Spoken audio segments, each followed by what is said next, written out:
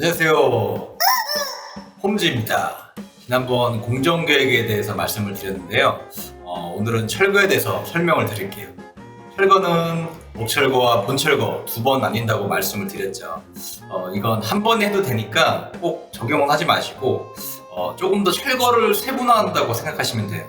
한 번에 철거를 해도 비용 차이가 없거든요.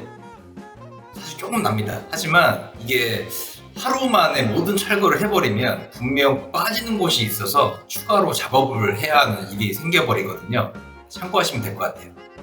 그래서 목철거는 말 그대로 나무로 된 마감재들을 철거하는 겁니다.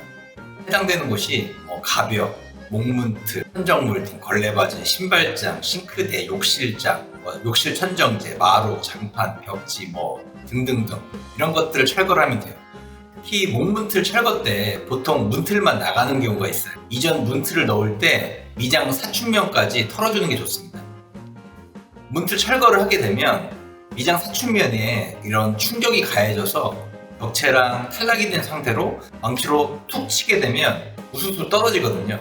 이걸 철거하지 않고 문틀을 그냥 넣어버리면 강도 면에서도 좋지도 않고요. 그리고 우리는 시돈도어를 제작할 거니까 공간에 여유가 있는 게 시공상 유리하겠죠. 목문틀은 컷으로 절반 위치를 절단을 하고요.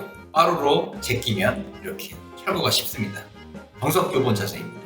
몰딩은 빠루로 벽에 지렛대처럼 기대서 빼면 쉽게 빠집니다.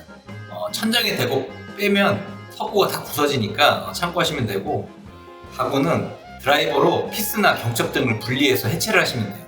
굳이 드라이버를 사용하느냐, 그냥 내려놓고 발로 뻥뻥 차거나 망치로 때려서 해체하면 되는데 이렇게 말씀하실 수가 있는데 그것도 방법이긴 한데요.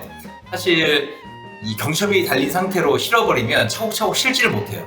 그리고 재활용상 경첩은 고물로도 팔 수가 있기 때문에 물론 큰 돈은 아닙니다. 하지만 재활용이 가능하니까, 그래서 고물은 마대자루에 차곡차곡 담습니다. 이제 다음날 목철거 후에 고객님과 현장에서 미팅을 한 번 더 합니다.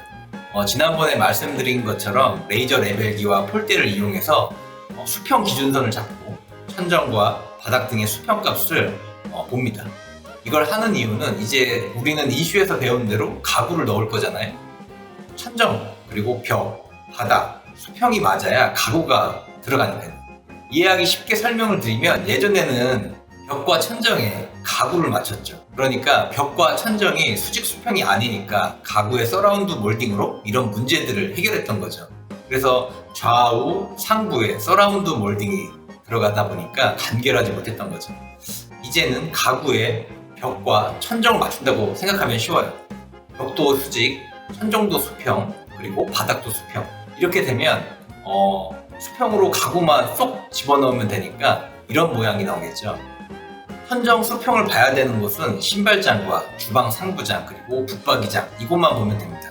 실측 때 오차가 10mm 내외다 그러면 목수가 이 천정을 부분 철거한 후에 보강 작업을 해서 수평을 잡을 수가 있어요.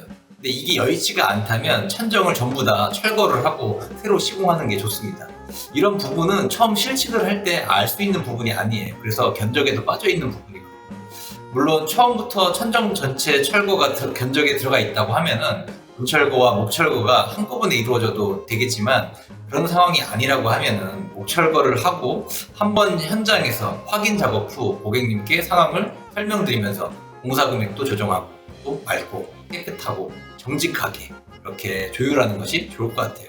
이런 것들이 현행되지 않는다고 하면 어떤 문제가 생기냐, 공사를 들어가고 나서 뭐가 추가됐다, 이래서 안 된다, 저래서 안 된다, 이런 식으로 일정도 빠듯한데 고객님께 통보하는 경우가 있게 되죠. 그렇게 되면 서로 불신이 쌓일 수가 있고요.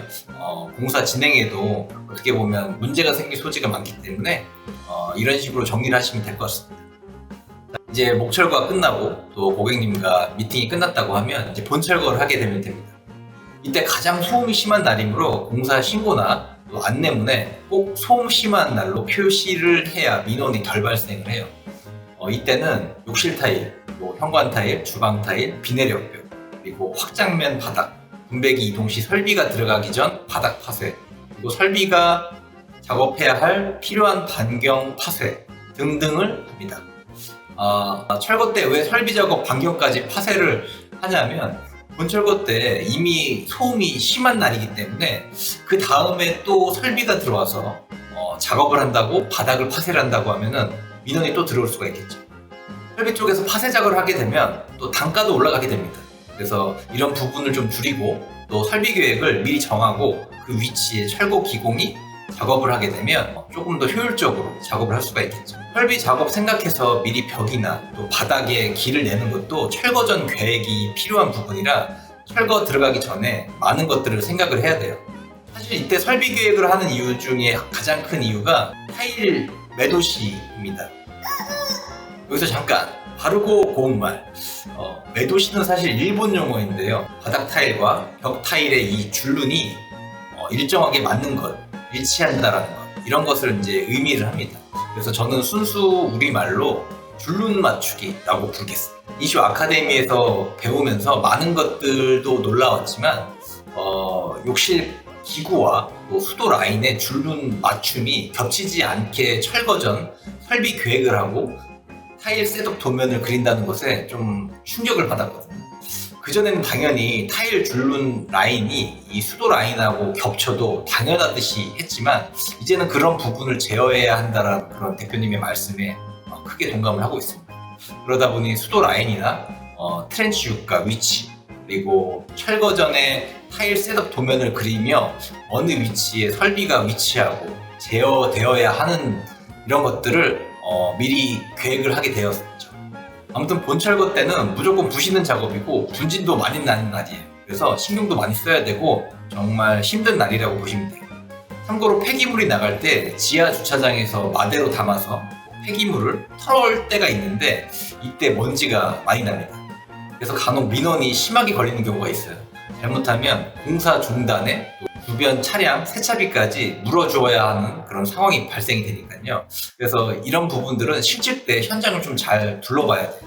그래서 1층에서 폐기물이 반출이 되는지, 그리고 안 된다면 지하 주차장에서 마대 통째로 버려야 되는 이런 상황이 발생이 되거든요. 이렇게 돼버리면 폐기물 양이 늘어나서 화물차 한 대로 버려야 할 양이 두 차로 증가해서 금액이 상승을 합니다. 전부 돈하고 상관이 있는 것이니까 꼭 염두에 두세요.